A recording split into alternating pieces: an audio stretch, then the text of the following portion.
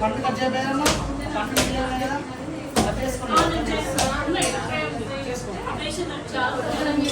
కదా అట్టి పండు తక్కువ వేసుకోండి ఎవడదామంటేనేమో అట్టి పండు ఎక్కువ వేసుకోండి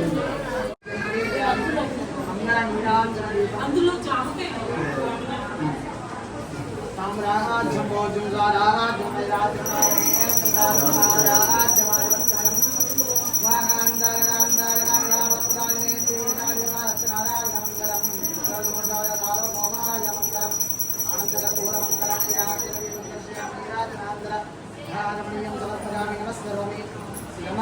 సత్యనారాయణ స్వామి నమో ద్వితీయోధ్యాయ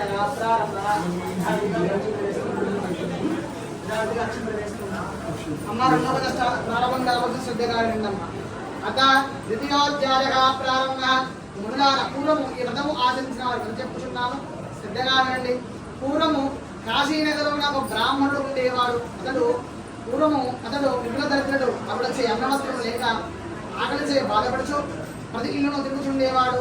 భగవానుడు బ్రాహ్మణ ప్రియుడు కావున ఆ బ్రాహ్మణుకు ఆ విధముగా దుర్భరమైన కష్టం అనుభవించడం చూసి తాను బుద్ధ బ్రాహ్మణుడు పొందిన వాడి ఆ బిడ్డ బ్రాహ్మణుడు ఎదురుగా పోయి